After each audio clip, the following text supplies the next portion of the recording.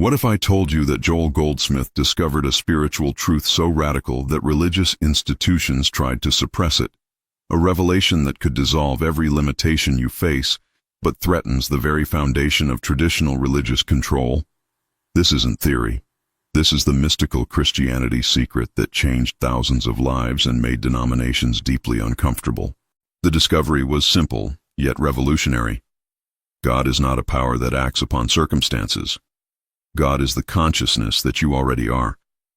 Not a distant deity dispensing rewards and punishments, but the infinite presence expressing as your very existence. This understanding demolishes the need for intermediaries, rituals, and institutional authority. Churches teach you to beg, plead, and petition an external God. Joel discovered that such prayer actually reinforces separation and powerlessness. The forbidden truth: you don't ask God for anything because there is no separation between the divine consciousness and your true identity. Recognition replaces petition. Realization replaces begging. This threatened everything denominations built their power upon: the belief that you need them to reach God, that salvation comes through their doctrine, that spiritual authority resides in their hierarchy.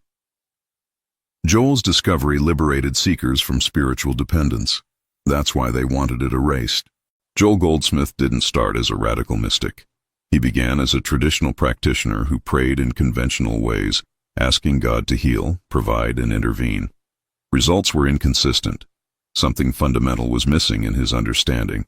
Then came the breakthrough that religious authorities would later condemn as dangerous heresy. During deep meditation, he realized that petitionary prayer assumes God doesn't already know your need, that divine will must be convinced or changed. This places God in time and space, subject to persuasion. But infinite consciousness cannot be influenced because it already is all-knowing, ever-present perfection. The problem wasn't God's willingness, it was human perception. The forbidden discovery crystallized. Spiritual healing happens not by asking God to change circumstances, but by recognizing that God consciousness is already present as the only power and presence. Nothing needs fixing because nothing is actually broken in divine reality. Human sense perception creates the illusion of lack, disease, conflict. Joel tested this radical approach with a woman named Dorothy who suffered severe chronic pain for years. Instead of asking God to heal her, he silently recognized the truth.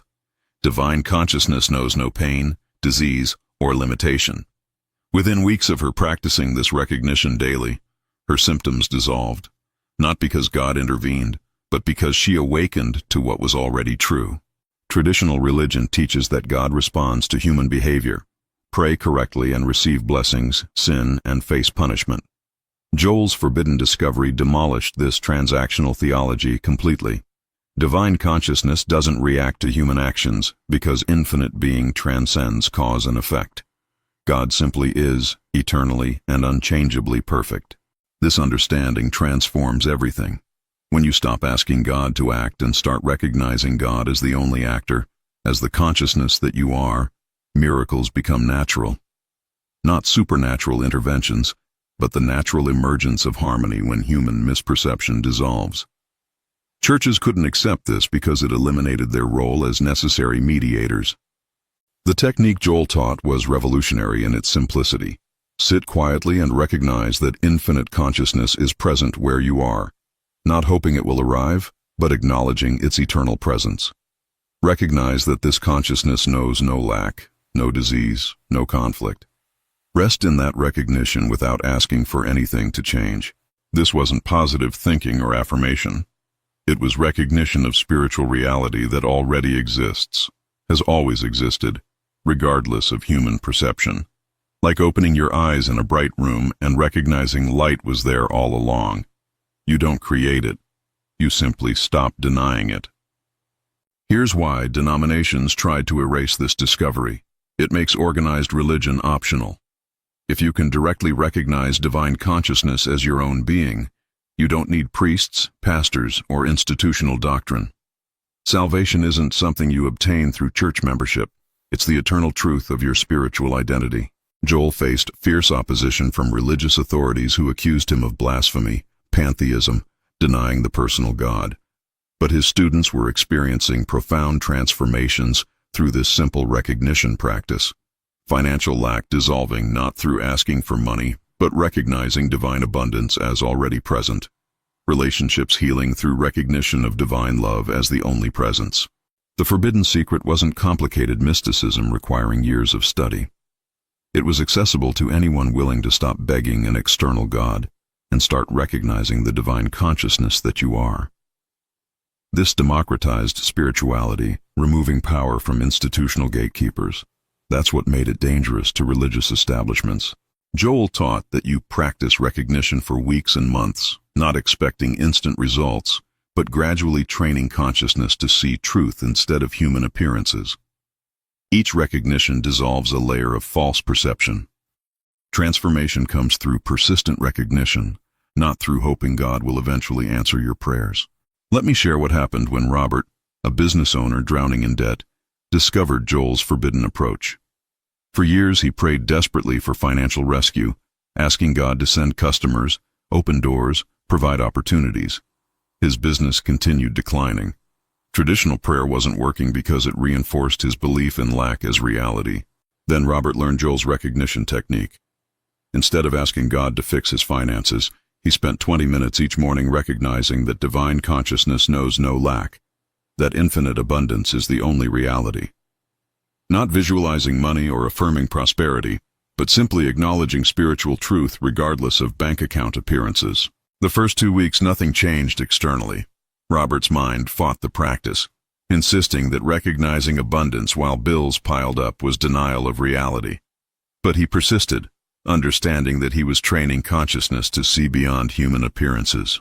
Recognition wasn't about changing circumstances, it was about awakening to truth. Within 6 weeks, unexpected opportunities emerged. Not because God finally answered prayers, but because Robert's consciousness shifted from lack belief to abundance recognition. Clients who had disappeared returned. New contracts appeared through unlikely connections. His business stabilized and began growing.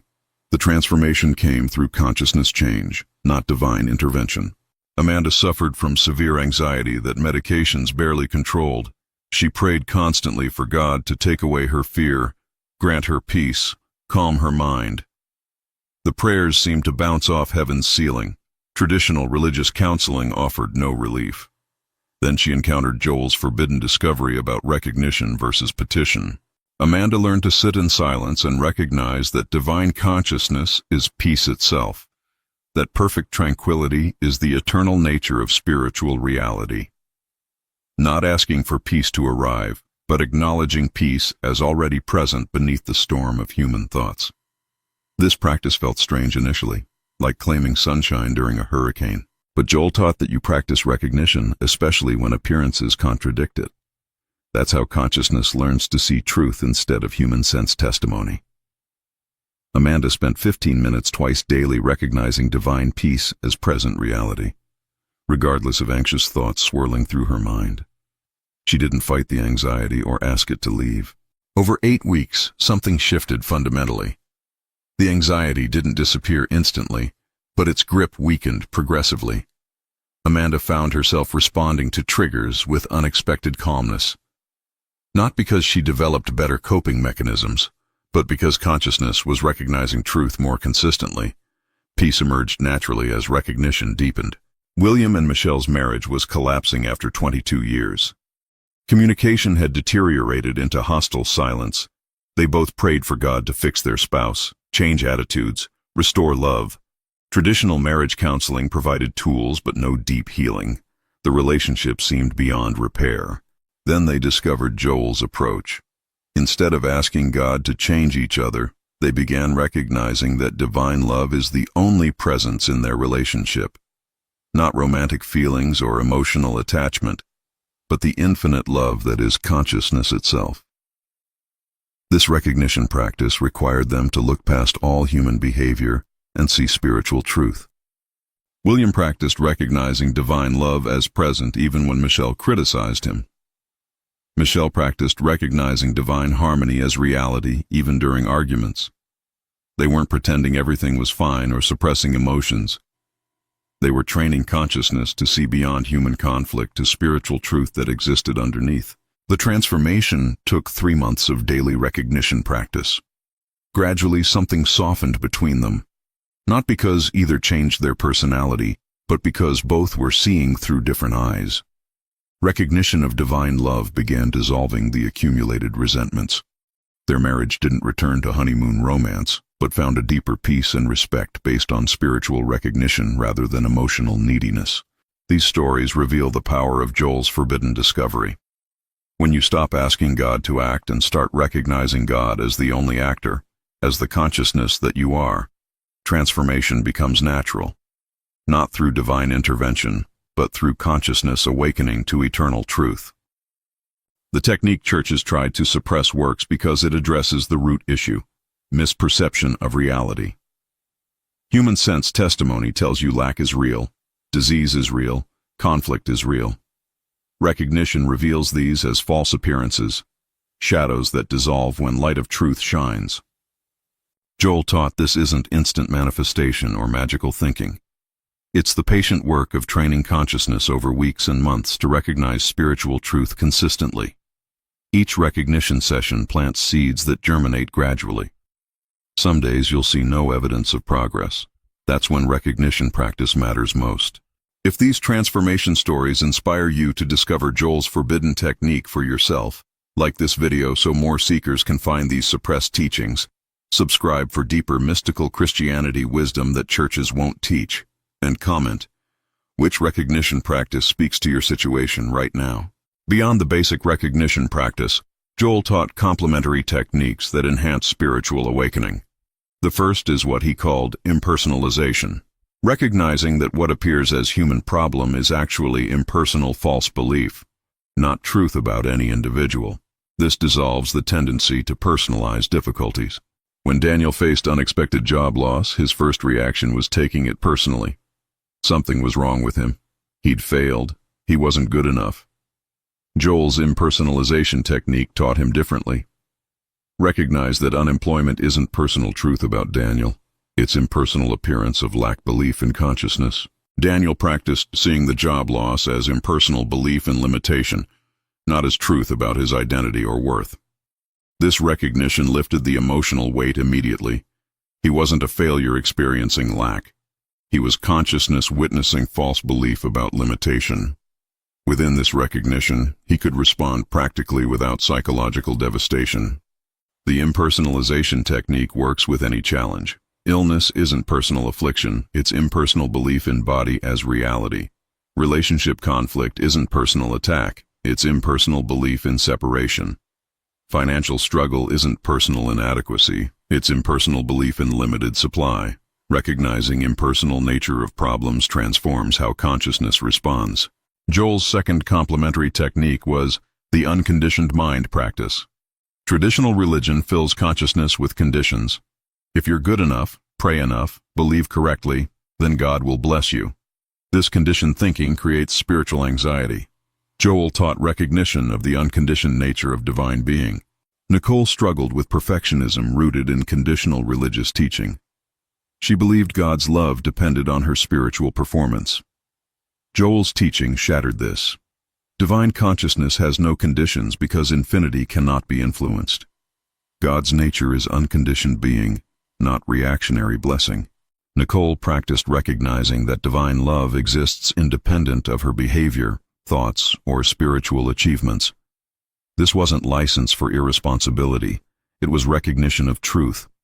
She spent time daily acknowledging, divine consciousness simply is, requiring nothing from me, unchanged by my human actions.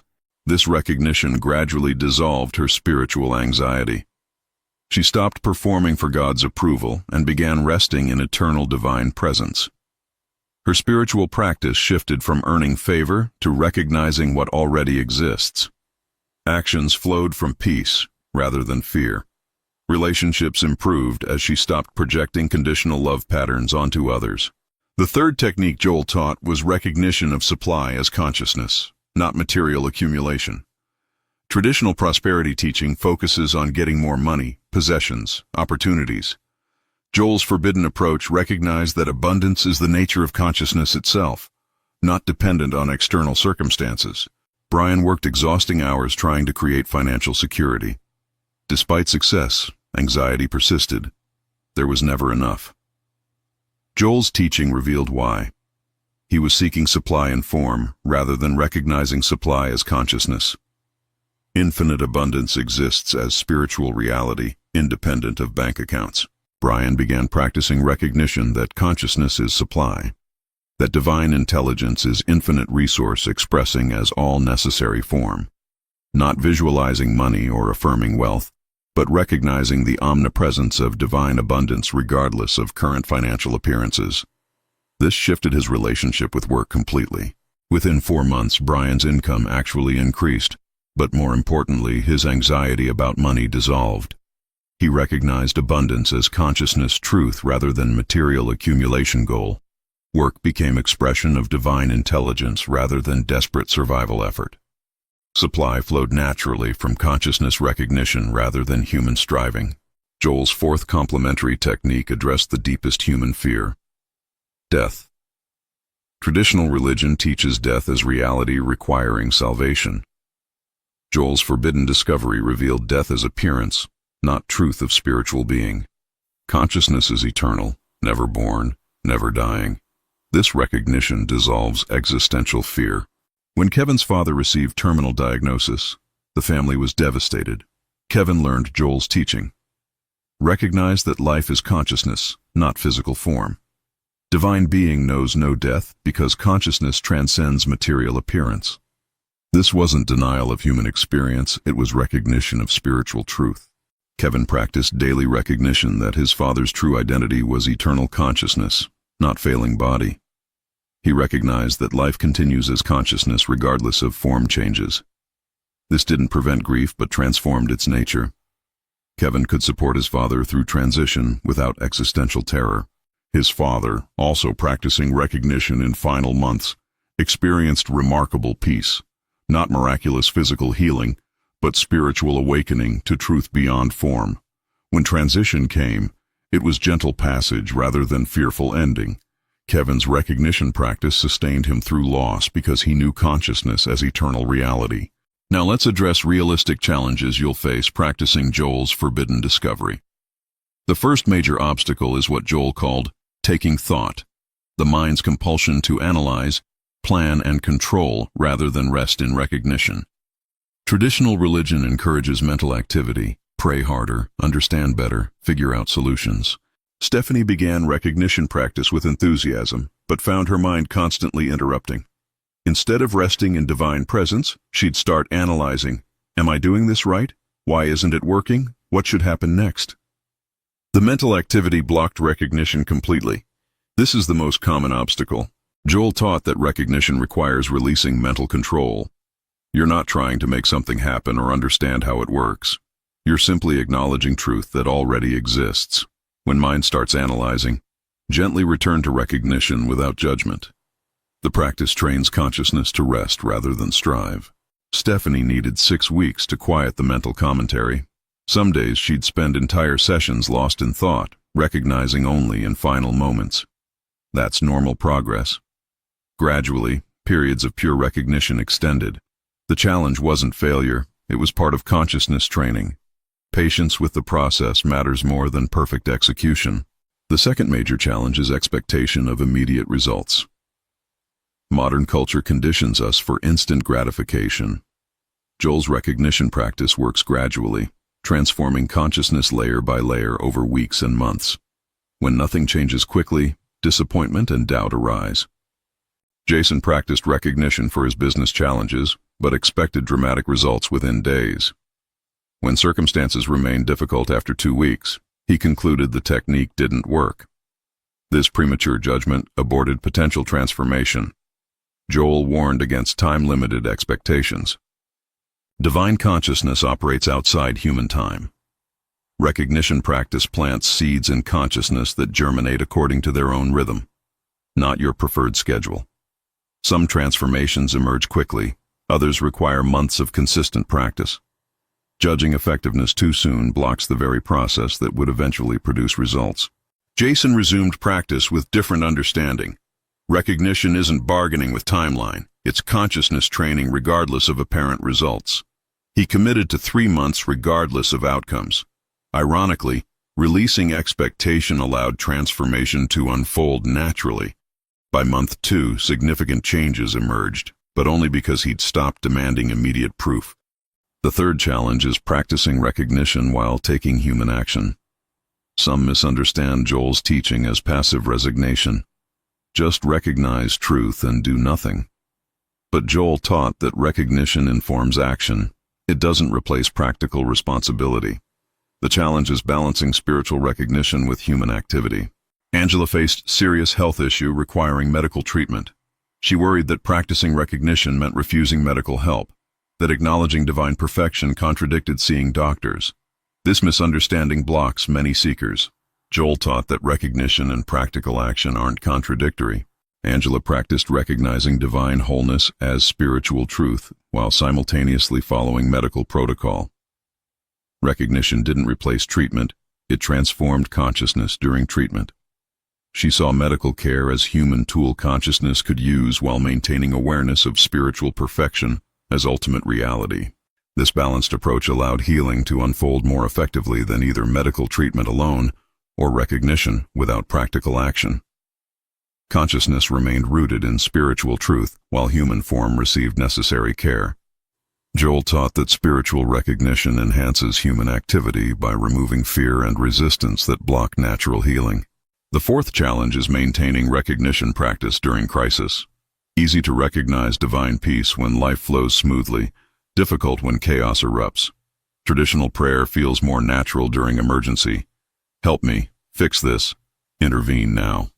But crisis is exactly when recognition practice proves most powerful. Ryan faced sudden financial catastrophe when business partner embezzled funds. Every instinct screamed to panic, to beg God for rescue. Instead, he practiced Joel's teaching. Recognize divine consciousness as present power regardless of human circumstances. This felt almost impossible initially. But Joel taught that appearances of crisis are precisely when consciousness needs recognition most. Not to deny human experience, but to anchor awareness in spiritual truth beyond appearances. Ryan practiced recognizing divine intelligence as present, divine supply as reality, even while dealing practically with legal and financial consequences. The recognition practice didn't magically resolve the situation, but transformed how Ryan moved through it. Clarity emerged where panic would have clouded judgment. Solutions appeared that anxiety would have blocked. Within 8 months, he'd recovered financially and built stronger business. Recognition sustained him through storm by anchoring consciousness in truth beyond temporary chaos. If these challenge-breaking techniques resonate with your spiritual journey, like this video to help others discover freedom from religious conditioning, subscribe for advanced mystical practices churches suppress, and comment. Which obstacle do you face in recognition practice and how will you approach it differently now? Let's explore advanced integration of Joel's forbidden discovery in daily life. The real test isn't formal meditation sessions, but spontaneous recognition during ordinary moments. Matthew learned this during business negotiation that triggered intense anxiety.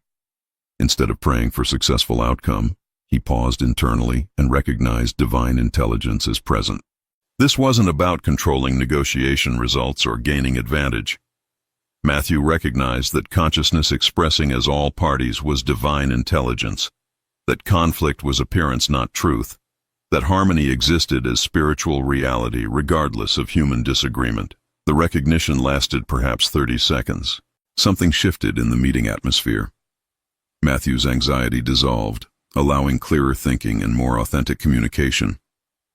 The negotiation didn't magically resolve in his favor, but concluded with unexpected mutual understanding. This demonstrated recognition's power in real-time application. Joel taught that brief moments of recognition throughout daily activity gradually transform consciousness more effectively than only formal meditation sessions. Each spontaneous recognition reinforces spiritual awareness. Over months, recognition becomes natural response rather than special practice. Consciousness begins seeing spiritual truth first, rather than reacting to human appearances automatically. Lisa discovered advanced recognition practice through relationship challenge with her adult daughter. Years of conflict created painful distance. Traditional prayer had asked God to change her daughter's attitude, soften her heart, restore their relationship. Nothing changed because the prayer reinforced separation belief. Joel's advanced teaching recognized that there's no separation in consciousness, that divine love is the only presence expressing as both individuals, not hoping they'd reconcile, but acknowledging that spiritual reality already perfect harmony. This recognition practice felt radical while experiencing actual alienation. Lisa practiced recognizing divine unity as truth each time painful memory surfaced or new conflict occurred. She didn't suppress emotions or pretend everything was fine. She felt the human pain while simultaneously recognizing spiritual truth beyond it. This dual awareness characterizes advanced practice. Gradually, over 9 months, something transformed. Her daughter reached out unexpectedly. Conversations softened. Old resentments dissolved without dramatic confrontation. The healing emerged naturally from consciousness shift rather than behavioral negotiation. Lisa's consistent recognition had changed the consciousness in which relationship existed. Jonathan faced advanced challenge with chronic health condition that persisted despite recognition practice. He'd practiced for 6 months, recognizing divine wholeness, yet symptoms continued. This is where many abandon the path, concluding it doesn't work. Joel addressed this challenge directly in his advanced teachings. Some physical conditions resolve quickly through recognition. Others persist as consciousness works through deeper layers of false belief. The temptation is judging practice by physical results rather than by consciousness transformation occurring beneath surface. Jonathan's challenge was maintaining recognition without demanding physical proof. Joel taught that sometimes physical healing represents final stage of consciousness awakening that's happening throughout recognition practice. The real transformation occurs in how you relate to condition, with fear or with peace, with resistance or with acceptance, while recognizing spiritual truth. Jonathan continued recognition practice without attaching to physical outcome. Ironically, this surrender of demand for results created space for healing to emerge naturally. After 11 months total practice, symptoms began subsiding. But more importantly, Jonathan had transformed his consciousness around health, fear, and trust, regardless of physical condition. The most advanced application of Joel's forbidden discovery is recognizing divine consciousness present in those who appear as enemies or adversaries. Traditional religion teaches to pray for enemies, asking God to change them. Joel's advanced recognition acknowledges divine consciousness as the only presence, even in those who seem harmful. When Ashley faced a workplace situation with supervisor who seemed determined to undermine her, every human instinct wanted to fight back, defend, retaliate. Joel's advanced teaching required recognizing divine consciousness as expressing even as this difficult person, seeing beyond human behavior to spiritual identity. This wasn't condoning harmful behavior or accepting mistreatment. Ashley maintained appropriate boundaries and documentation while practicing recognition that spiritual truth about this supervisor was divine consciousness, not the hostile human behavior. This recognition transformed her internal experience completely. The external situation resolved gradually, as Ashley's consciousness no longer fed the conflict energy. The supervisor's behavior shifted not because Ashley prayed for change, but because consciousness in which interaction occurred had transformed through recognition. This advanced practice demonstrates ultimate freedom, recognizing divine presence everywhere, in everyone, regardless of appearances. As we enter final integration of Joel's forbidden discovery, recognize that you've received what denominations tried to erase: direct access to divine consciousness without institutional mediation. You don't need church approval, pastoral blessing, or denominational authority to practice recognition of spiritual truth. This is your liberation. The path forward requires consistent practice over months and years, not desperate seeking for quick fixes. Joel compared consciousness transformation to ocean tides: gradual, powerful, inevitable when aligned with spiritual principle. Each recognition session, whether dramatic or ordinary, contributes to consciousness awakening. You'll face days when recognition feels impossible, when human appearances overwhelm spiritual awareness. That's when practice matters most. not judging yourself for struggling but gently returning to recognition of truth beyond appearances. Consciousness learns through repetition, through patient, persistent recognition regardless of temporary evidence. The forbidden discovery transforms life not by changing external circumstances, but by awakening consciousness to spiritual reality that was always present. Financial challenges, health issues, relationship conflicts don't disappear magically. They're met with consciousness rooted in divine truth rather than human fear. That shift changes everything. Joel Goldsmith left you a precious gift that religious institutions wanted hidden. The understanding that God is not a power acting upon your life, but the consciousness that you are. This recognition dissolves every limitation because limitations exist only in false human perception, never in divine reality. The technique is simple but requires dedication. Sit quietly daily and recognize that infinite consciousness is present now, not later. Recognize that this consciousness knows no lack, no disease, no conflict, no death. Not hoping these will disappear, but acknowledging they're not truth about spiritual reality. Practice impersonalization. See challenges as impersonal false beliefs, not personal afflictions. Develop unconditioned consciousness. Recognize divine being requires nothing from you, depends on no human action. Recognize supply as consciousness, not material accumulation. These complementary practices deepen primary recognition. You'll encounter obstacles, mental activity, expectation of instant results, difficulty balancing recognition with action, maintaining practice during crisis. These aren't failures, they're part of consciousness training. Joel spent decades developing recognition consciousness. Give yourself weeks and months, not days. Transformation comes through patient, persistent practice. The advanced applications reveal recognition's true power, spontaneous awareness during daily challenges, relationship transformation through unity consciousness, healing that emerges from consciousness shift rather than desperate prayer, even recognizing divine presence in apparent enemies. These aren't special achievements, they're natural unfoldment of consistent practice. Some transformations will appear quickly, others require months or years. Physical healing may come last even while consciousness transformation happens throughout. Don't measure success by external results alone. The real victory is consciousness that remains rooted in spiritual truth, regardless of human appearances. Churches tried to erase this discovery because it threatens institutional power. When individuals recognize direct access to divine consciousness, religious authority becomes optional. Joel never intended to destroy organized religion, only to free seekers from dependence on external mediation for spiritual realization. Your practice honors Joel's courage in teaching what denominations condemned.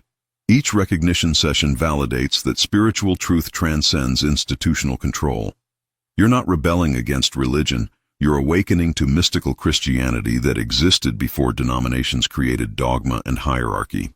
You now possess the forbidden knowledge that could transform your life completely. Recognition replaces petition, realization replaces begging. Consciousness awakening replaces hoping for divine intervention. God is not distant power you must convince, but infinite presence you recognize as your true identity.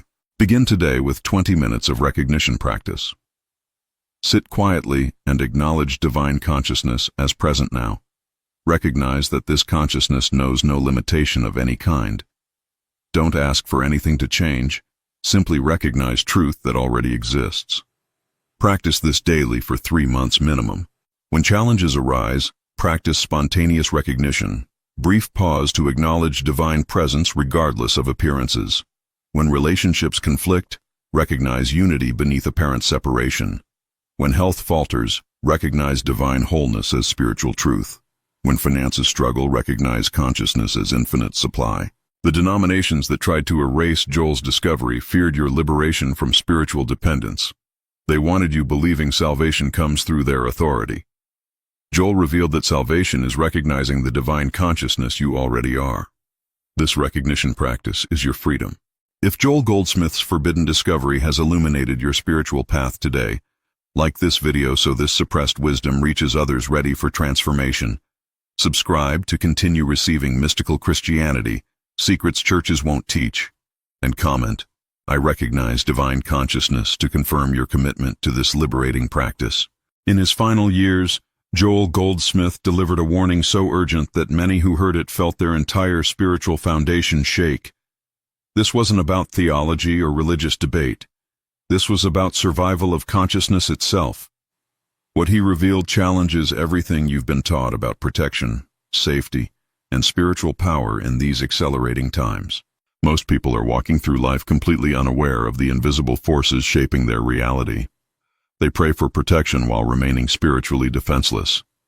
They seek safety in rituals while ignoring the one truth that actually shields consciousness. Joel's final warning wasn't given to frighten you, but to awaken you to your true nature before circumstances force that awakening. The warning Joel left wasn't pessimistic. It was brutally honest about what happens when humanity forgets its divine identity. He saw patterns emerging, collective consciousness shifts that would either elevate or devastate depending on one simple factor: whether you remember who you really are. This remembering isn't philosophical. It's the difference between being tossed by every storm or standing unmoved in your true spiritual ground. Joel observed something troubling in his final teachings. Spiritual students were becoming more dependent on external practices rather than internal realization.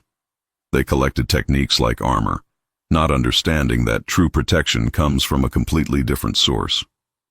He watched as fear-based spirituality grew stronger, while consciousness-based truth grew dimmer in human awareness. His warning was specific. A time is coming, perhaps already here, when external circumstances will test every soul's foundation.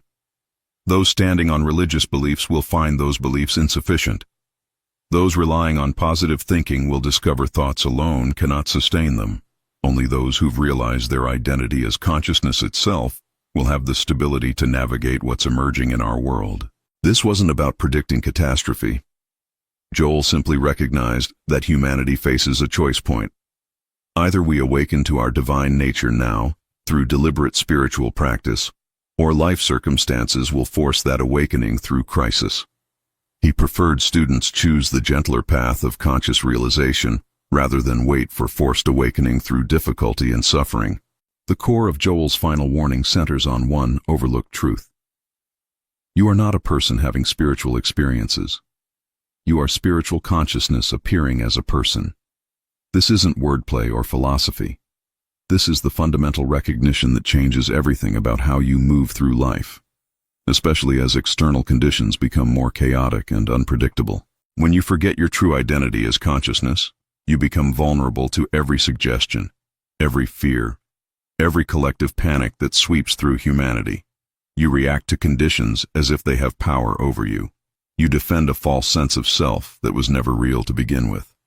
Joel saw millions of people investing their entire spiritual practice in protecting something that doesn't actually exist. His warning was clear. The time for playing with spiritual concepts has passed. Now is the moment for genuine realization. Not understanding about consciousness, but living as consciousness. Not thinking divine thoughts, but recognizing yourself as divine awareness itself. This shift from intellectual knowledge to living realization is what Joel called the most urgent work of our time, and perhaps all time. Joel's final teaching pointed to a specific practice he considered essential for these times. He called it conscious awareness of presence, not God as separate from you, protecting you from outside threats, but God as your very consciousness, the awareness reading these words right now. This presence isn't something you acquire. It's what you are when all false identity falls away completely. Most spiritual practice tries to get something, become something, or protect something. Joel's final warning dismantles this entire approach. There's nothing to get because you already are what you seek. There's nothing to become because consciousness never changes. There's nothing to protect because your true self cannot be threatened by any condition or circumstance in the material world. The practice is deceptively simple but profound in its effects. Throughout your day, pause and recognize the awareness that's present. Not your thoughts about awareness, not feelings of peace or connection. The simple fact of consciousness itself, unchanging and eternal, completely untouched by whatever appears in your experience right now. This recognition, repeated until it becomes your natural state, is Joel's final gift to a world desperately needing spiritual stability. Margaret discovered Joel's final warning during the darkest period of her life. Her business had collapsed, her health was failing, and every spiritual practice she'd learned over 20 years suddenly felt empty and powerless. She attended one of Joel's final recorded talks, not expecting anything but desperate for any thread of hope to grasp in her deteriorating circumstances. When Joel spoke about consciousness being your true identity, something shifted inside her. Not a feeling or emotion, but a quiet recognition that she'd been defending and protecting a false self her entire life. All her prayers had been attempts to fix a person who didn't actually exist, except as a collection of thoughts and beliefs she'd mistakenly identified as herself. For 3 weeks, Margaret practiced what Joel taught.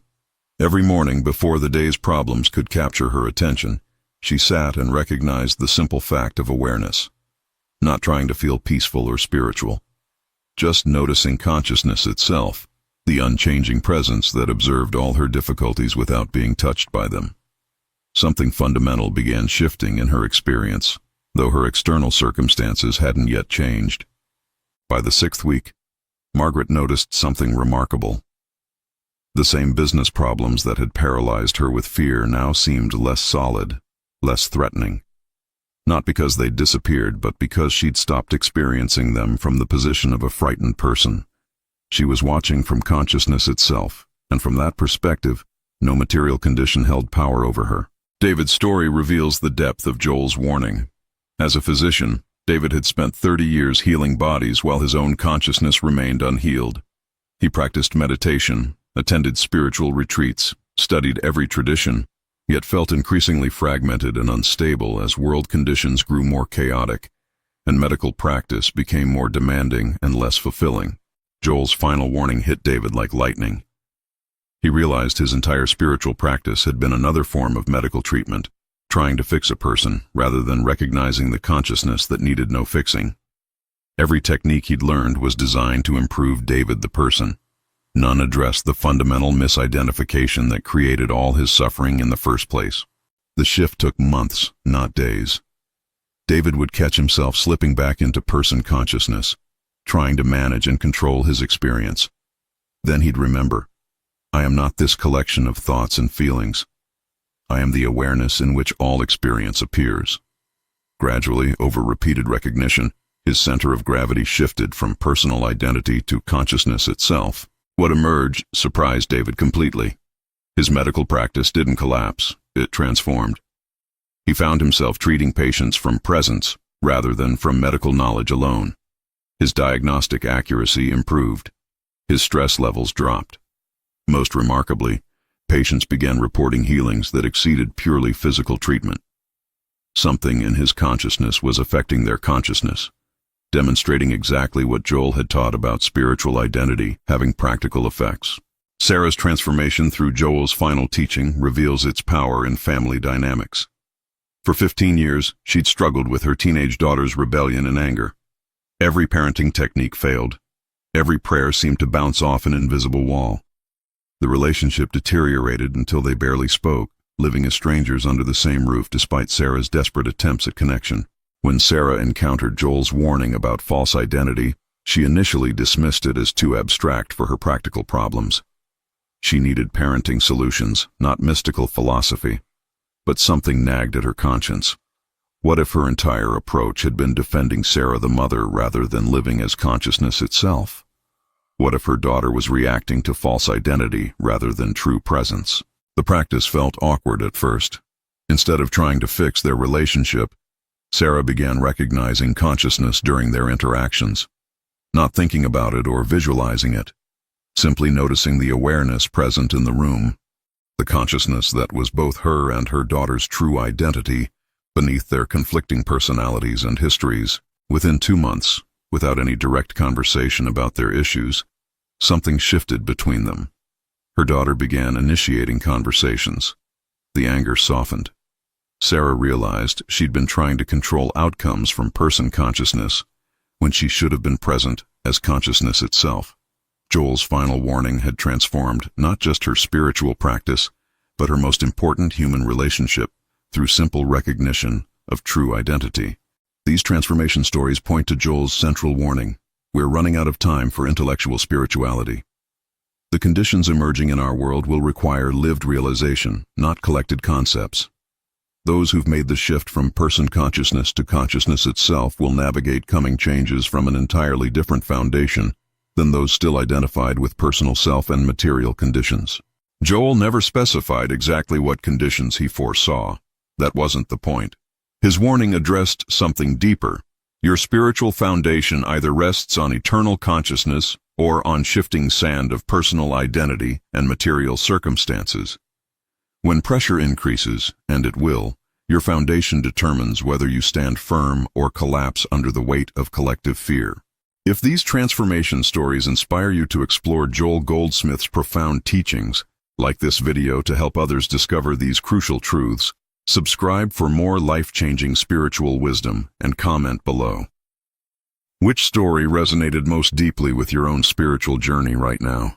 Beyond the basic practice of recognizing consciousness, Joel offered complementary techniques that deepen your stability and true identity. The first he called the practice of non-reaction. When circumstances trigger emotional response, pause before reacting. In that pause, recognize consciousness itself, the awareness untouched by whatever triggered you. This simple pause interrupts identification with person consciousness. Most spiritual seeking tries to change or improve conditions. Joel's complementary practice does something radically different.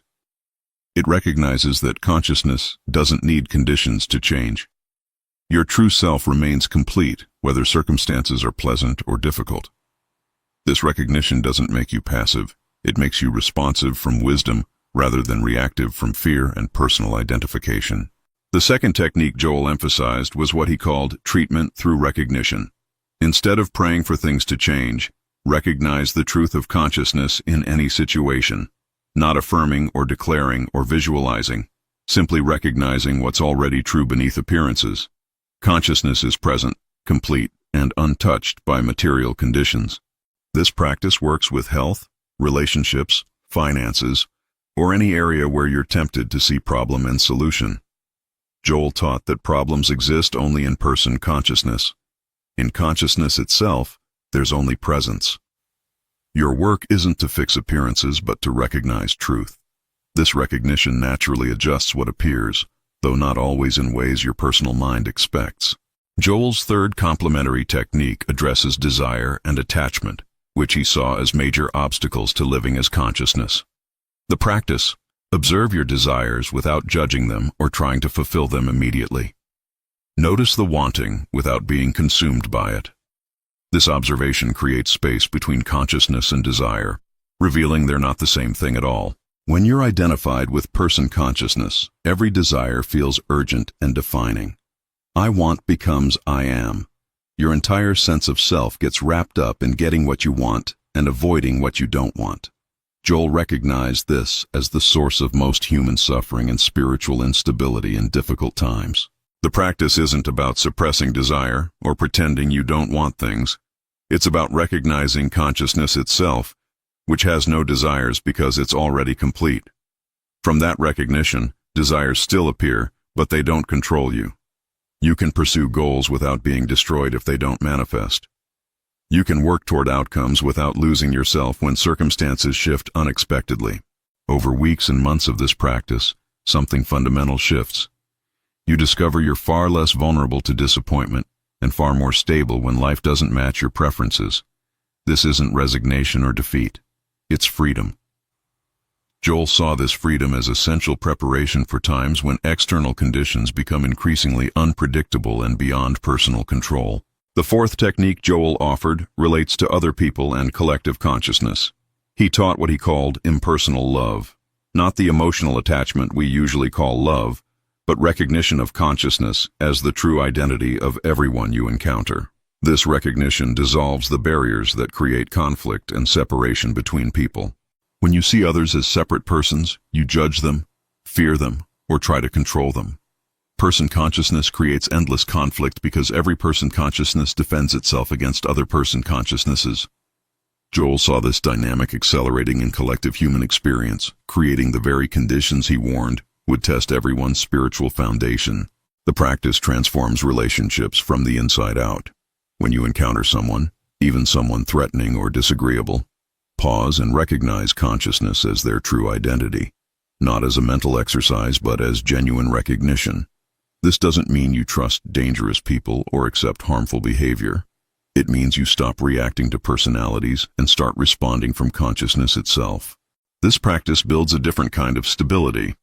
You become less reactive to collective fear and panic because you're not identified with the collective person consciousness that generates those reactions. You can observe world events without being swept into mass hysteria. Joel considered this impersonal love essential for maintaining spiritual equilibrium when collective consciousness becomes increasingly unstable and reactive. Joel's fifth complementary technique addresses thought itself. He taught what he called the witness practice. Observe your thoughts without believing them or arguing with them. Just watch thoughts arise and dissolve like clouds passing through the sky of consciousness. This watching reveals that you're not your thoughts. You're the awareness in which thoughts appear and disappear continuously. Most spiritual practice tries to control or improve thinking. Joel's approach transcends that entire struggle. When you recognize yourself as consciousness, thoughts lose their power to define you or control your experience. You can have fearful thoughts without being afraid. You can have angry thoughts without being angry. The thoughts become weather patterns in consciousness rather than truth about reality. This practice takes consistent effort over weeks and months. Your habit of identifying with thoughts is deeply ingrained. But gradually, with repeated witness practice, you discover a stability that doesn't depend on having the right thoughts or maintaining positive thinking. You're stable because you're grounded in consciousness itself, which remains unchanged regardless of which thoughts happen to appear right now. Joel saw this witness practice as critical preparation for times of collective mental turbulence. When fear-based thinking dominates collective consciousness, you need the ability to observe without being consumed. This isn't denial or spiritual bypassing. It's the practical skill of remaining centered in consciousness when the mental atmosphere becomes toxic and threatening to personal stability. Now we must address the challenges Joel knew students would face. The first and most common: nothing seems to happen when you practice consciousness recognition. You sit, you notice awareness, and your life continues exactly as before. This seeming lack of results causes most people to abandon the practice and return to techniques that promise faster, more dramatic changes. Joel anticipated this obstacle completely. The practice of recognizing consciousness doesn't produce dramatic experiences because consciousness is already what you are. You're not acquiring something new. You're recognizing what's always been true. The shift is subtle, often invisible at first, like turning a massive ship. The direction changes long before you see different scenery approaching. Most spiritual seekers are addicted to experience and phenomena. They want visions, feelings, energy sensations, something to prove their practice is working. Joel's final warning challenges this entire orientation. The most profound transformation often feels like nothing at all. It's the quiet recognition that gradually becomes your default state. So subtle you might not notice until you look back and realize you're responding to life completely differently now. The solution to this challenge isn't to try harder or add more techniques. It's to trust the process even when nothing seems to be happening. Continue recognizing consciousness multiple times daily. Let weeks pass without demanding results. Joel promised that recognition of truth always bears fruit, though not always in the timeline or form your personal mind expects or demands. The second major challenge: old patterns return with a vengeance after you've tasted consciousness. You have a breakthrough experience where person consciousness dissolves and true identity becomes clear. Then, days or weeks later, you're completely re-identified with personal self, caught in the same fears and reactions you thought you'd transcended forever. Joel called this the rhythm of realization. Consciousness recognition deepens through cycles of clarity and obscuration, not through linear progress. When old patterns return, it doesn't mean you failed or lost what you gained. It means you're in the natural rhythm of awakening, moving between person consciousness and consciousness itself until the latter becomes increasingly stable. The challenge is not taking these returns to old patterns as evidence that nothing real happened. Many students quit here, concluding the whole approach doesn't work because they're still having personal reactions after moments of genuine recognition. Joel taught that these cycles are part of the process, not evidence of its failure. Each return to consciousness awareness, even after falling back into person consciousness, deepens the groove. What helps most during these cycles is self-compassion without self-indulgence. When you catch yourself re-identified with person consciousness, simply recognize consciousness again without judgment or disappointment. The practice isn't about achieving permanent transcendence of personality. It's about returning to consciousness awareness more quickly each time you notice you've drifted into person identification and reactive patterns. The third challenge Joel addressed: spiritual isolation when you're practicing consciousness recognition while everyone around you remains identified with person consciousness. Your relationships feel strained, conversations feel shallow, you seem to be operating from a completely different paradigm than the people you love, work with, and encounter daily. This challenge is particularly acute because consciousness practice often removes you from the collective agreements that most human relating depends on. When others are anxious about circumstances, your lack of reactivity might seem like indifference. When others want to process emotions extensively, your grounding in consciousness might appear cold. Misunderstanding is common during this transition phase. Joel's guidance here was nuanced. Don't use consciousness as escape from human connection. Don't use spiritual realization as excuse for emotional unavailability. Consciousness includes the human experience. It doesn't exclude it. You can be grounded in awareness while still showing up fully in relationships, expressing emotion, and engaging with practical life circumstances. The balance takes time to develop. Initially, you might swing between extremes, either getting pulled back into reactive person consciousness to maintain relationships, or detaching into spiritual isolation that damages connections. Gradually, you learn to stay rooted in consciousness while simultaneously being present in human experience. This integration is the mature expression of Joel's teachings in practical daily life. The fourth challenge connects directly to Joel's final warning: external circumstances that genuinely threaten your well-being or the well-being of those you love. It's one thing to recognize consciousness when life is relatively stable.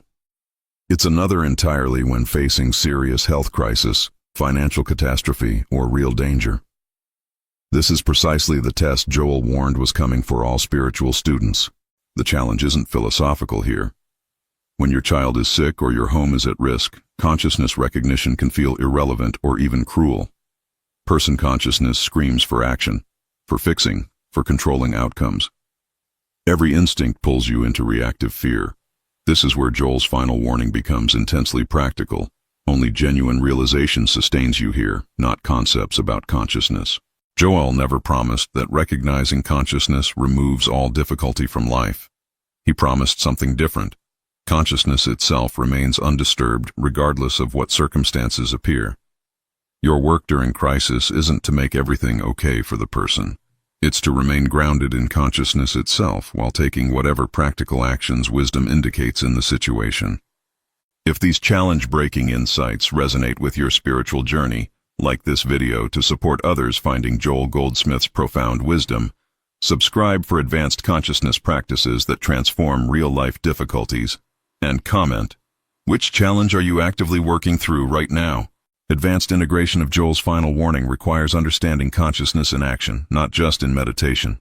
Robert's experience illustrates this perfectly.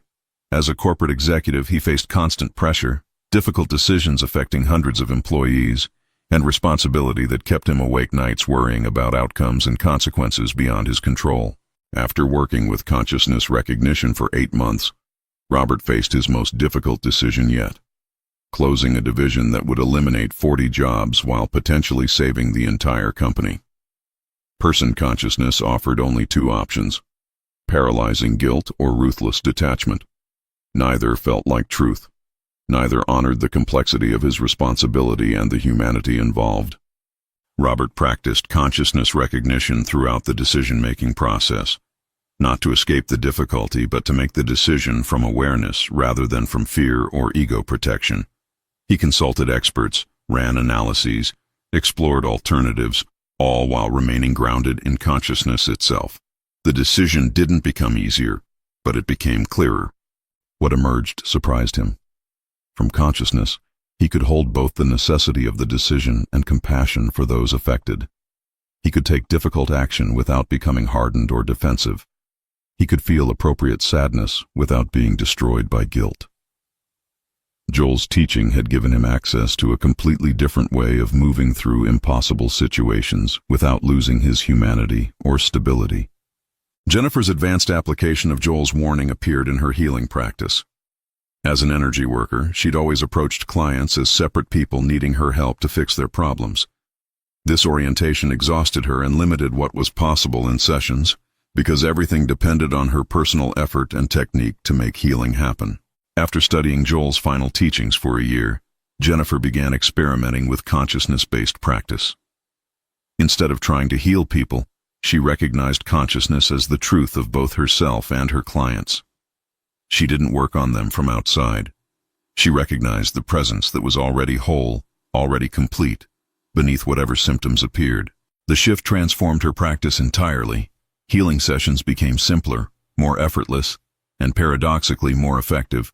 Jennifer stopped exhausting herself trying to fix people because she recognized there was no broken person to fix. There was only consciousness appearing as temporary conditions that naturally resolved when truth was recognized clearly. This wasn't magical thinking or denial of symptoms. Jennifer still addressed practical health concerns and referred clients to medical professionals when appropriate, but the foundation of her work shifted from personal effort to consciousness recognition. This shift removed the burden of responsibility for outcomes while simultaneously allowing deeper healing to occur naturally from truth itself rather than from therapeutic technique alone. Thomas discovered Joel's warning during retirement, a time when most people finally relax. Instead, Thomas faced existential crisis. Without career identity, without daily purpose, he felt himself disappearing. Who was he without the roles and achievements he'd spent 40 years building? This question terrified him more than any challenge he'd faced during his working life. Joel's teaching about consciousness as true identity initially seemed irrelevant to Thomas's crisis. He needed to know who he was, and consciousness felt too abstract, too impersonal. But as he worked with the practice over months, something unexpected emerged. The question itself dissolved. Who am I stopped mattering because the questioner was recognized as the false identity, not the true self. What remained when the question dissolved wasn't emptiness or loss. It was presence, consciousness itself, completely fulfilled without needing any role or achievement to validate its existence. Thomas discovered he'd spent 40 years defending and building an identity that had never been real. Now, in what should have been loss, he found freedom he'd never known during success. His retirement transformed from crisis to opportunity. Without person consciousness demanding constant validation through achievement, Thomas engaged in activities purely for their own sake. He volunteered, studied subjects that interested him, connected with people authentically rather than strategically. Joel's final warning had freed him from the exhausting work of being somebody, revealing the peace of simply being consciousness appearing as this particular life experience. Linda's story reveals consciousness application in the most challenging arena: chronic illness. Diagnosed with an autoimmune condition that medical science couldn't cure, she'd spent 5 years cycling through treatments, diets, and healing modalities. Nothing provided lasting relief. Her person consciousness was exhausted from trying to fix an unfixable problem. Joel's warning about consciousness as true identity initially angered Linda. She needed healing, not philosophy. She needed her body to work, not abstract spiritual concepts about awareness.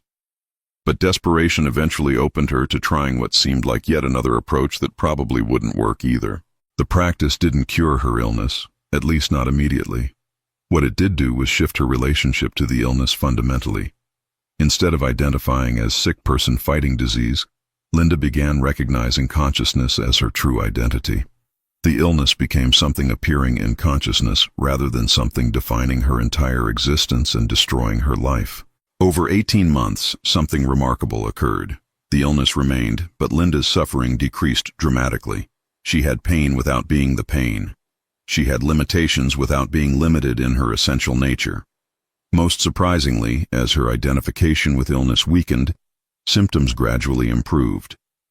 Not through any medical intervention, but through the natural intelligence of consciousness being recognized as truth rather than symptoms being fought as enemy. Joel's final warning points towards something unprecedented in human spiritual history. A collective choice point. Never before have so many people had access to consciousness teachings while simultaneously facing conditions that could either force awakening or create mass suffering. The next decade will reveal which direction humanity chooses as circumstances intensify globally. Those who've done the work of recognizing consciousness as true identity will navigate these times from stability regardless of external chaos. Not because they're protected from difficulties, but because they're grounded in what cannot be shaken by any circumstance. This grounding becomes a lighthouse for others lost in storms of collective fear and reactive person consciousness. Joel saw this time coming decades before it arrived. He recognized patterns in collective consciousness that would eventually create the very conditions he warned about. His final teachings weren't preparation for some distant future. They were preparation for now, for the times we're living through right now as individual and collective challenges accelerate beyond what person consciousness can handle.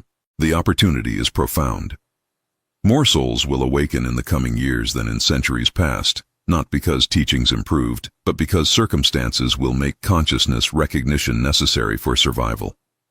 Joel's final warning prepares you to be among those who awaken through deliberate practice rather than forced crisis, and who can then assist others making the same journey.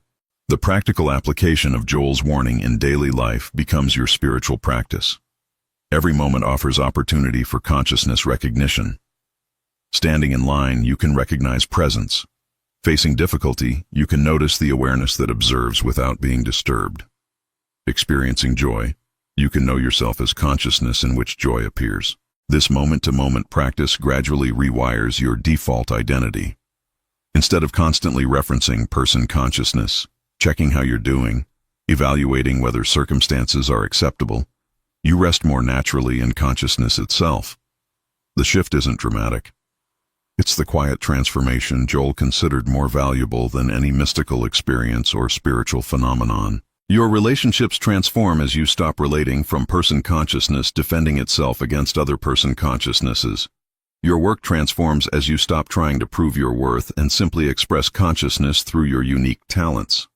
Your health transforms as you stop identifying with every sensation and recognize awareness itself as your essential nature.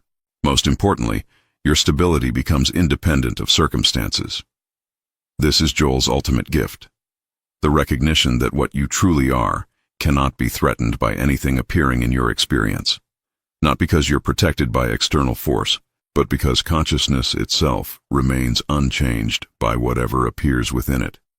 This recognition is the foundation that holds when everything else is shaking. Joel's final warning includes a timeline, though not the specific dates most people want.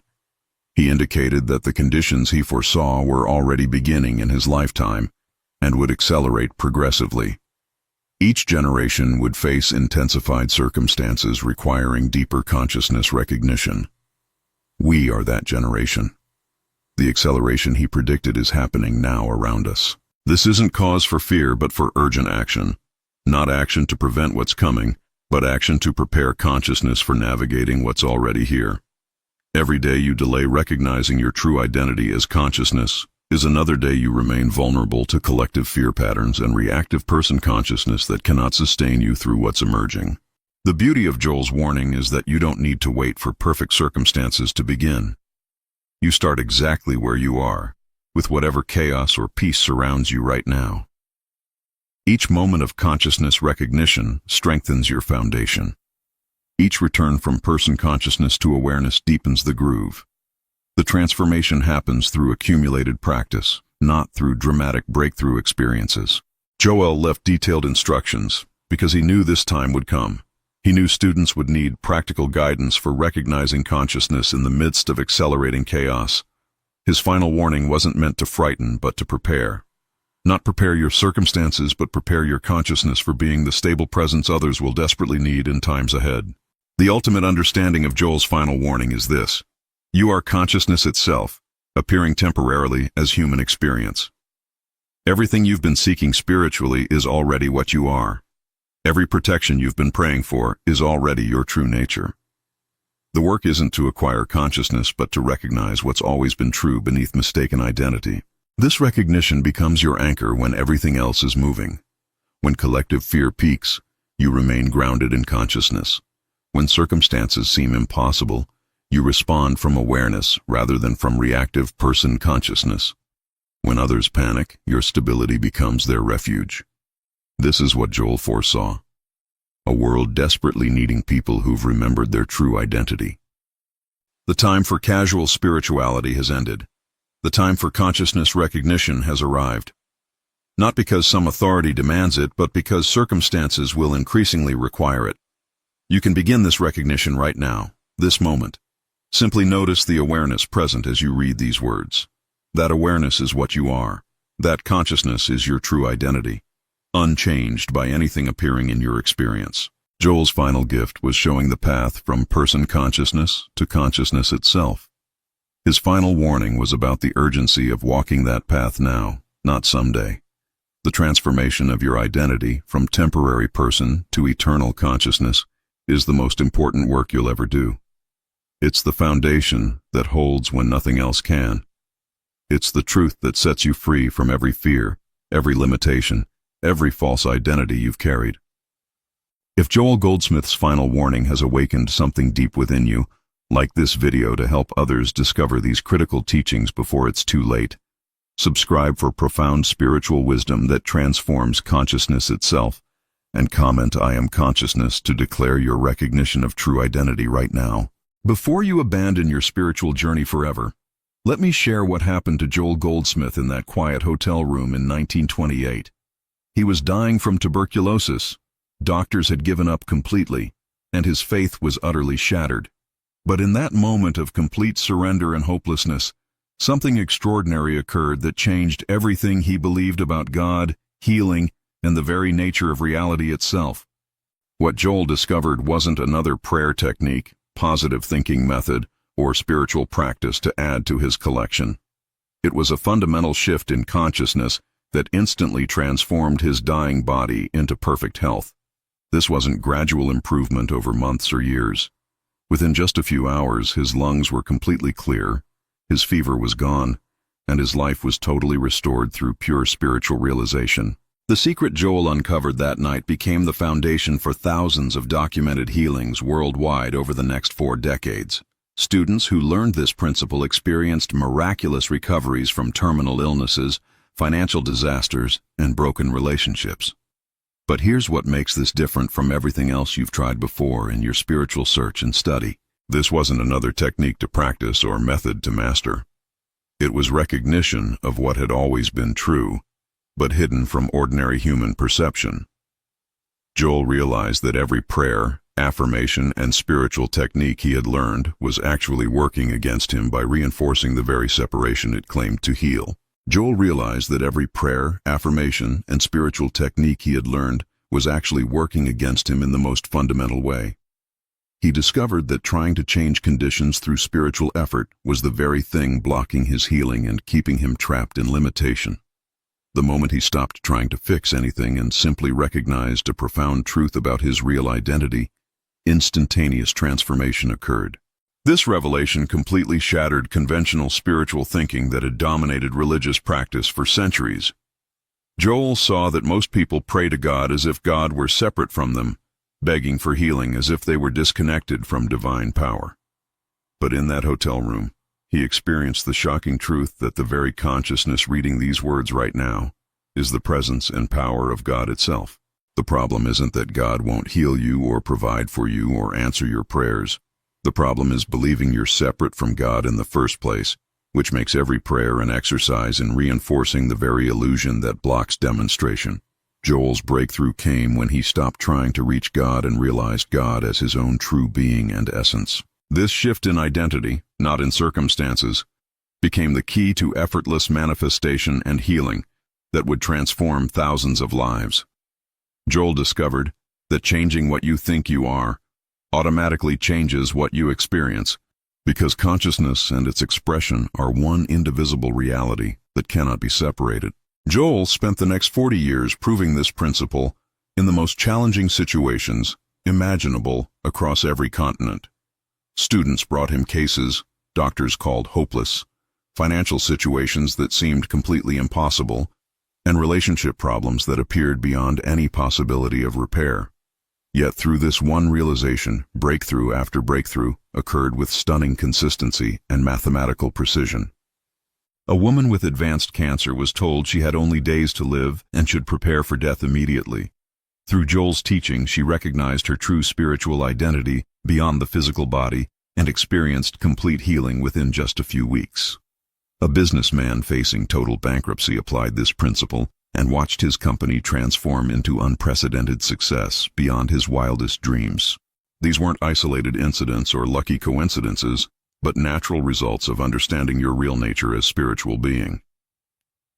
The key Joel discovered is that problems exist only in the belief that you're a separate person struggling against circumstances. When you recognize yourself as divine consciousness appearing as human experience, problems dissolve because the one who seemed to have them never actually existed. This isn't philosophy or metaphysical theory, but practical mysticism with measurable results that can be verified. Joel documented case after case where this recognition produced immediate and lasting transformation in every area of human experience, proving that consciousness aligned with truth automatically demonstrates harmony. Here's the exact realization Joel experienced that night that changed everything about his understanding of spirituality. I am not a human being trying to become spiritual through effort and practice. I am spiritual being expressing as human experience right now. This shift from seeking God to recognizing yourself as God's expression changes everything instantly and permanently without exception. You stop trying to get something from God and start expressing as God's own presence and power in the world. Joel called this recognition dying daily to the personal sense of self. Every time you catch yourself believing you're separate from infinite supply, perfect health, or divine love, you simply return to the truth of your spiritual identity as God's very own consciousness and expression. The miracle isn't that circumstances change, though they often do dramatically and immediately. The miracle is that you discover the one experiencing circumstances has always been the very presence of God, never actually separate, never actually lacking, never actually in danger or threatened by any condition. This understanding becomes your permanent foundation for effortless living. Joel taught that this recognition must become as automatic as breathing, as natural as seeing, as continuous as consciousness itself. The moment you truly understand what you are, every area of your life begins reflecting that understanding through harmonious demonstration that requires no effort or struggle to maintain consistently. Let me share what happened to Margaret, one of Joel's early students who had been bedridden for 3 years with a degenerative muscle condition. Doctors offered absolutely no hope for recovery, and she had tried every spiritual method available without any success whatsoever. When Joel taught her this principle, she initially resisted because it seemed too simple to be true compared to the complex healing techniques she had been practicing. Margaret's breakthrough came during a quiet morning when she stopped trying to heal her body and simply rested in the truth of her spiritual identity beyond physical form. She wasn't Margaret with a diseased body asking God for healing. She was God's own consciousness expressing perfectly, and the body was simply reflection of that perfect spiritual reality that had never been sick or limited. Within 6 months, Margaret was not only walking perfectly, but teaching this principle to others with remarkable success. Her recovery wasn't gradual improvement over time, but a fundamental shift in her understanding of what she actually was. The body responded to this change in consciousness because matter always reflects the level of spiritual understanding we demonstrate consistently. Margaret later said that the hardest part wasn't learning the principle, but accepting that she had always been perfect spiritual being.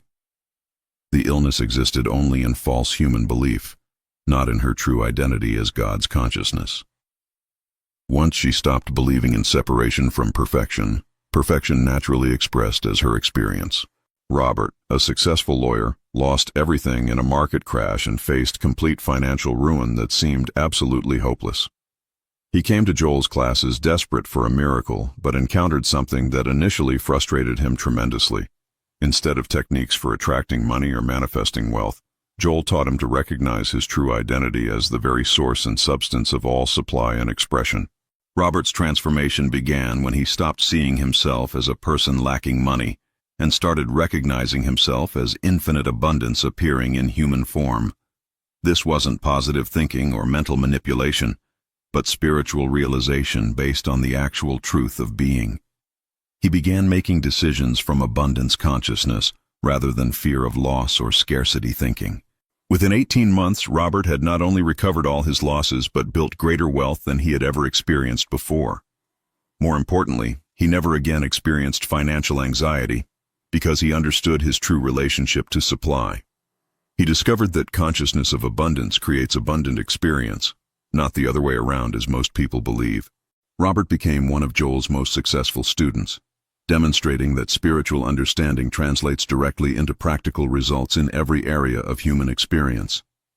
He learned that when you know yourself as the source of supply rather than someone seeking supply, demonstration becomes as natural as breathing.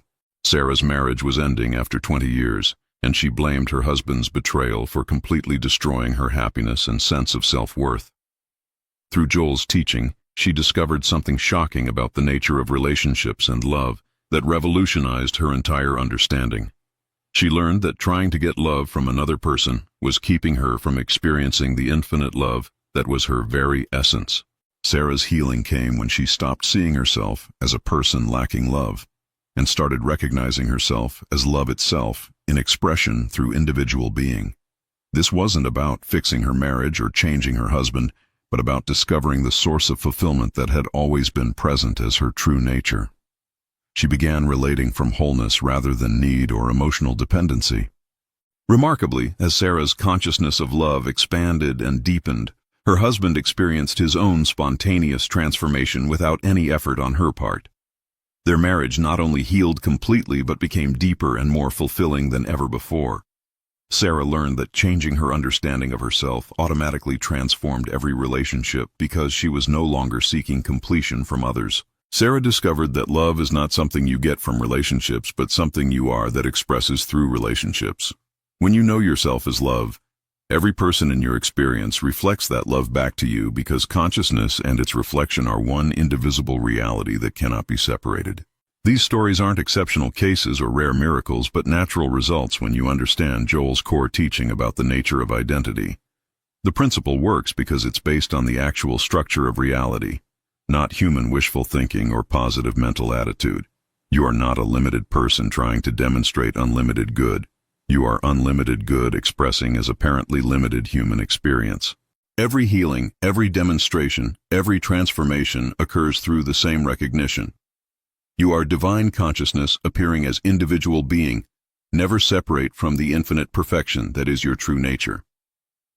Problems exist only in false human belief, not in spiritual reality where you actually live and move and have your being as God's very own expression. If these transformation stories inspire you to discover your own spiritual identity, like this video to help others find these life-changing teachings, subscribe for more Joel Goldsmith wisdom that transforms lives, and comment sharing which healing journey resonated most deeply with your heart. Beyond the core realization, Joel taught specific practices to deepen this understanding in daily life and make it practical for ordinary human experience. The first is what he called spiritual treatment, but not the kind you might expect from traditional religious practice. This isn't asking God to change conditions, but recognizing the truth about what already exists in spiritual reality right now in this moment. When faced with any challenge, instead of trying to solve it from the human level through effort and struggle, you pause and recognize, God doesn't know this problem because God only knows perfection. Since I am God's consciousness in expression, this problem exists only in false human belief, not in my true spiritual reality where only harmony can exist. This recognition dissolves the foundation that seemed to support the problem in the first place. Joel discovered that problems persist because we acknowledge them as real and then try to overcome them through human effort. But when you recognize that infinite perfection is the only reality and you are that reality in expression, problems are revealed as false appearances that dissolve naturally. The key is consistency in this recognition, rather than intensity of effort. Joel taught that small, frequent acknowledgments of spiritual truth create more lasting transformation than occasional dramatic spiritual experiences, followed by return to human limitation thinking and problem-focused consciousness. Another powerful technique Joel taught is called dying to material sense throughout your daily experience. Throughout your day, Catch yourself believing you're a material body subject to physical laws, a person with limited resources, or someone who can be hurt by external circumstances. Each time, gently return to recognizing your spiritual identity as God's consciousness in expression. This isn't denying human experience or pretending problems don't exist, but seeing them correctly from spiritual perspective. You're not a mortal being occasionally having spiritual moments during prayer or meditation. You're a spiritual being eternally expressing in what appears as human form. Your body, circumstances, and relationships are all reflection of this spiritual reality, not separate from it. Joel emphasized that this recognition must become as natural as breathing, as automatic as your heartbeat. Every thought that assumes separation from God, every fear that imagines lack or limitation, every worry that pictures yourself as vulnerable becomes an opportunity to remember and return to the truth of your divine nature expressing perfectly right now. The goal isn't to eliminate human experience, but to see it from such a high level of spiritual understanding that it harmonizes naturally without struggle. When consciousness is established in truth, truth expresses automatically through every aspect of your experience without exception. Joel also taught the practice of standing porter at the door of thought as essential spiritual discipline. Since consciousness creates experience, guarding your consciousness from false beliefs becomes the most practical activity you can engage in for transforming your life. This isn't positive thinking, but spiritual discernment based on what's actually true about God and your relationship to God. When thoughts of lack arise, you don't fight them or try to replace them, but recognize God's supply is infinite, and I am that supply in expression. When thoughts of illness appear, you acknowledge God's perfection is my true body. When thoughts of separation or conflict emerge, you remember God's love is my very being, expressing as all beings. This isn't mental manipulation or auto-suggestion, but alignment with spiritual reality that already exists. You're not trying to convince yourself of something false, but remembering what's eternally true. Joel discovered that consciousness aligned with truth automatically expresses as harmonious experience, because matter always reflects the spiritual understanding we maintain consistently. The porter work becomes easier with practice as you develop the ability to recognize false thoughts immediately and return to truth without struggle.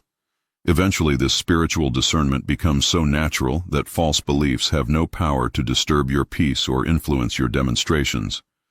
The most advanced practice Joel taught is living from the secret place of the Most High continuously. This means conducting your entire life from the recognition that you are divine consciousness, appearing as human experience, not a human being occasionally connecting with divine consciousness through prayer or meditation sessions. From this perspective, every decision comes from infinite wisdom, because you recognize yourself as that wisdom in expression. Every action flows from perfect love, because you know yourself as that love appearing as individual being. Every challenge becomes an opportunity to demonstrate the truth of your spiritual identity, rather than evidence of separation from God. Joel lived this way for 40 years after his healing, and students worldwide learned to do the same with remarkable consistency. This isn't a philosophy to believe or a theory to study, but a reality to experience.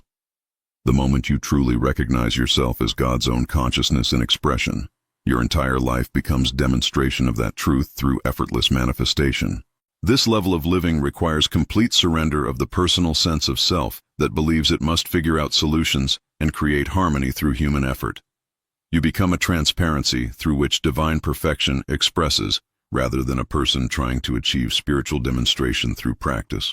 Many students initially struggle with Joel's teaching because it seems to contradict everything they've learned about the spiritual path from traditional religious instruction. They've been taught to improve themselves, to overcome ego, to become worthy of God's love through good behavior and spiritual practice. But Joel's revelation points to something that dissolves all spiritual effort. You already are what you're seeking to become. The challenge isn't becoming spiritual, but recognizing the spirituality that's already your essential nature beyond all human concepts. The difficulty isn't reaching God, but acknowledging God as your very being. The problem isn't that you're separate from perfection, but that you believe in separation despite never actually experiencing it at any moment of your existence. Students often ask, if I'm already perfect spiritual being, why do I experience problems and limitations? Joel's answer was profound and revolutionary. The one experiencing problems is an illusion of thought, not your true identity. Your real being never experiences lack, illness, or separation, because your real being is wholeness, health, and unity, expressing perfectly always. This understanding eliminates the spiritual seeking that keeps you focused on what you believe you lack, rather than recognizing what you already are. The spiritual path transforms from effort to recognition, from becoming to being, from seeking God to expressing as God's consciousness in the world. Another common obstacle is fear of taking responsibility for being God's expression in human form. Students worry, if I'm divine consciousness, does that mean I created my problems and am responsible for my suffering? Joel taught that this question comes from still believing you're a person who became spiritual, rather than recognizing yourself as spiritual being appearing as person. The truth is that problems exist only in false human belief, not in your actual spiritual identity as God's consciousness. You didn't create them from your true being, and you don't need to solve them through human effort.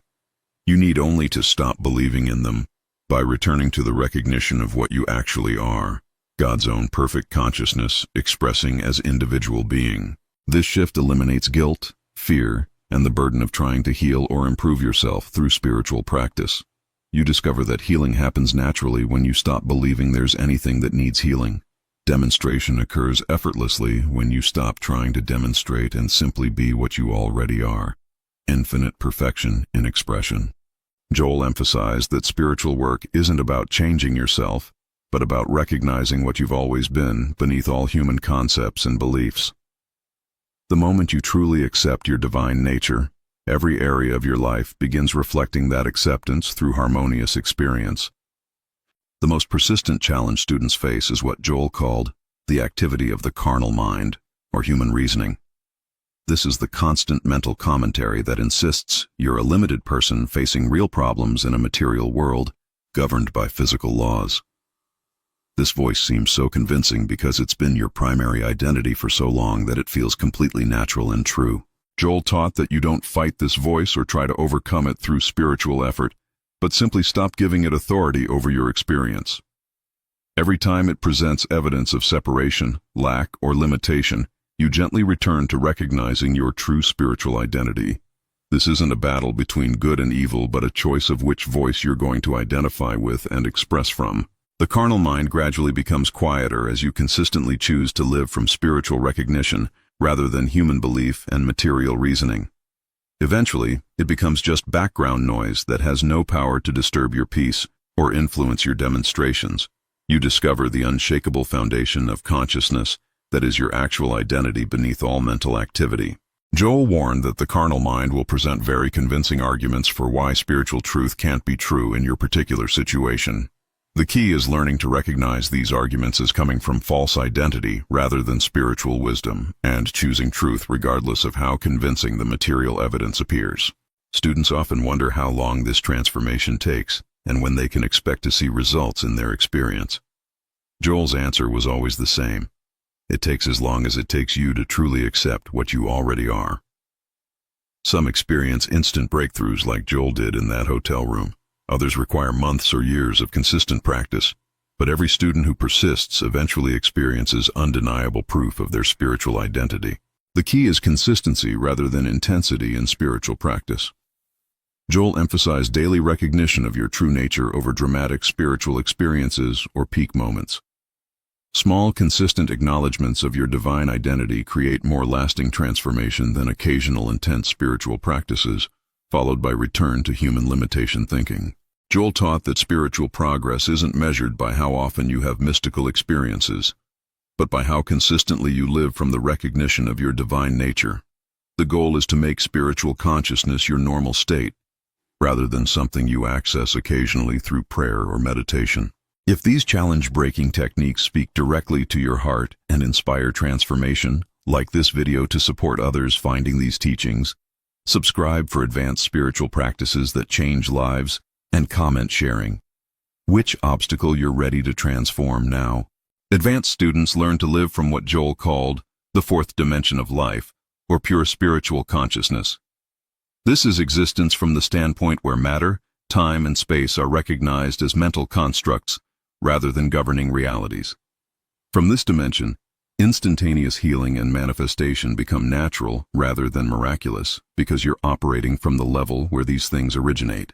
Joel demonstrated this repeatedly throughout his teaching career with thousands of witnesses. Students witnessed him dissolve storms through recognition of spiritual harmony, heal incurable diseases through acknowledgement of perfect spiritual embodiment, and transform desperate situations through understanding of divine order expressing in human experience without any human intervention or effort. This isn't power over matter, but recognition that matter is consciousness appearing in form, and form has no existence apart from the consciousness that appears as form. When consciousness changes through spiritual understanding, form automatically reflects that change because consciousness and its expression are one indivisible reality that cannot be separated or opposed. Living from the fourth dimension means seeing through material appearances to spiritual reality in every situation.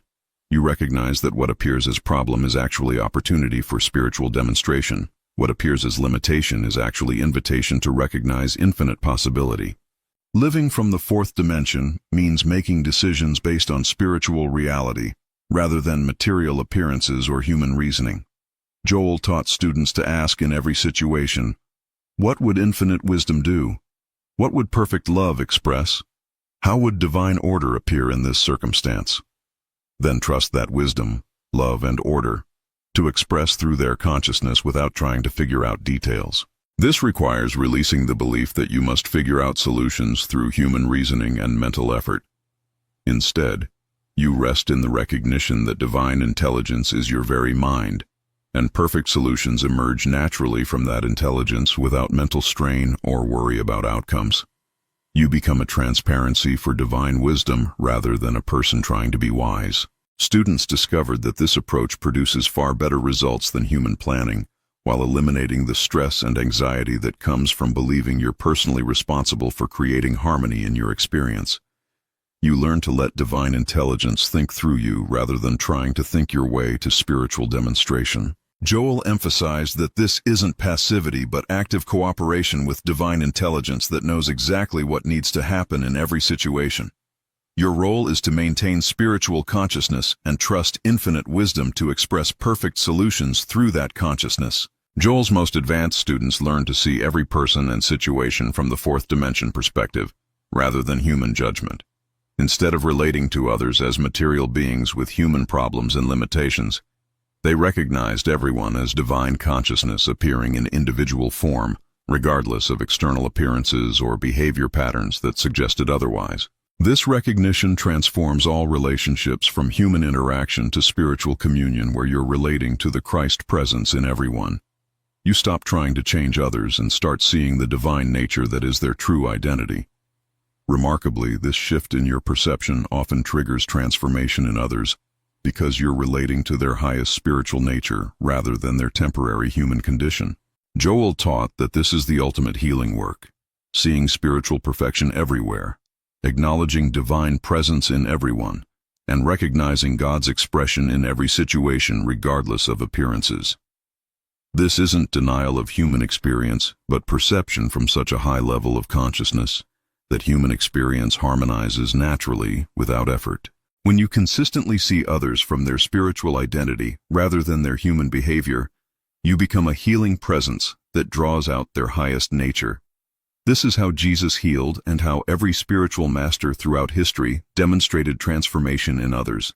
The pinnacle of Joel's teaching is what he called living in the Word, or existing in such constant recognition of spiritual truth that your consciousness automatically demonstrates harmony without conscious effort. Your very presence becomes a healing influence wherever you go, because you're established in the recognition of universal perfection, expressing everywhere. Students who achieve this level don't practice spiritual principles. They embody spiritual reality as their natural state of being. They don't treat problems. They recognize the absence of problems in true spiritual existence. They don't manifest good. They express the infinite good that is their essential nature continuously and effortlessly through every thought, word, and action. Joel lived this way for the last decades of his life, and thousands of students experienced healing simply by being in his presence or reading his words. He demonstrated that when consciousness is established in spiritual truth, that truth expresses automatically through every aspect of human experience without exception. This level of spiritual living becomes possible when you completely surrender the personal sense of self that believes it must do something to create harmony. You become so transparent to divine consciousness that it flows through you naturally, blessing everyone and everything in your experience. As you approach mastery of Joel's teaching, you discover something profound about the nature of spiritual work that revolutionizes your entire approach. You realize that you've never actually been a human being learning to become spiritual through effort and practice.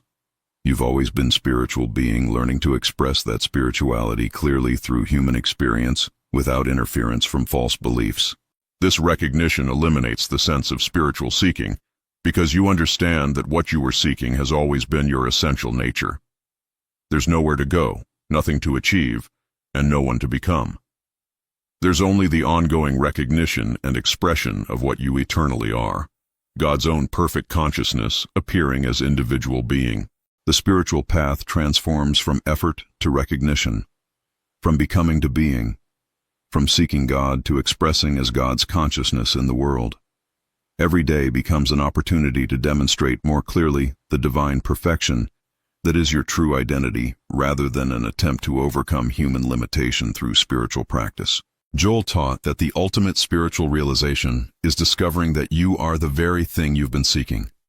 God isn't something outside yourself that you must reach or attain. God is your very own consciousness, and spiritual demonstration is simply letting that divine consciousness express naturally, without human interference. Joel's ultimate message was that Christ consciousness isn't something that comes to you occasionally during peak spiritual experiences, but something that you are permanently as your true identity. The consciousness reading these words right now is the same consciousness that Jesus demonstrated, that Buddha expressed, that every spiritual master throughout history recognized as their true identity. The only difference between you and the great spiritual teachers is the degree to which you recognize and express this truth consistently in daily life. They weren't special beings with unique divine connection or mystical powers. They were human beings who recognized their divine nature and lived from that recognition regardless of external circumstances or challenges. This understanding democratizes spirituality completely and eliminates spiritual hierarchy or specialness.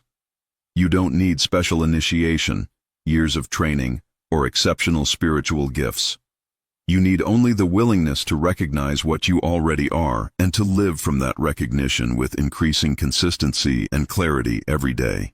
Joel proved that any person willing to accept their divine nature can demonstrate the same healing, supply, and harmony that characterized the lives of history's greatest spiritual teachers.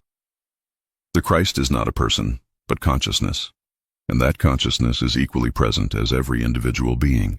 The practical result of Joel's teaching is a life of effortless harmony where problems dissolve before they fully form, where supply appears before you recognize the need, where healing occurs naturally because there's never been anything that needed healing, and your true spiritual identity is God's perfect expression.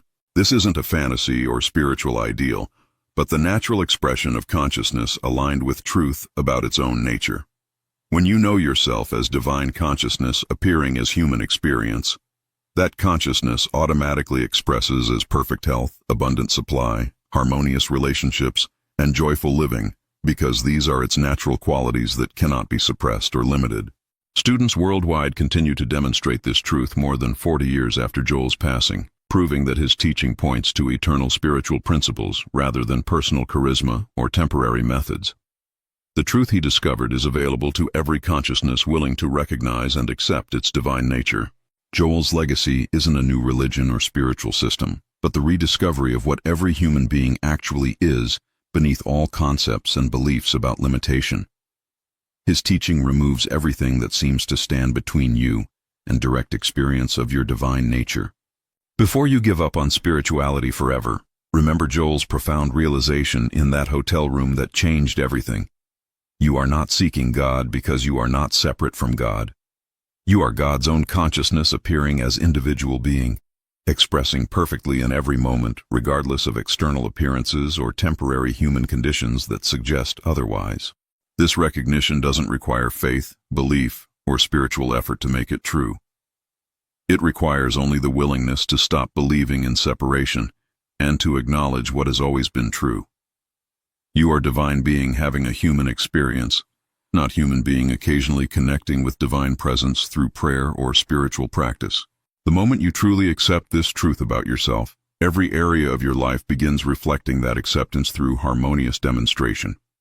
You discover that you are the very presence and power you've been seeking, and that everything you need for perfect living is already established in consciousness as your divine inheritance.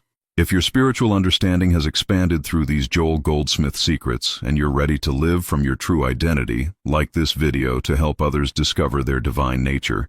Subscribe for more transformative teachings that change lives, and comment "I am transformed" to confirm your commitment to living from spiritual truth.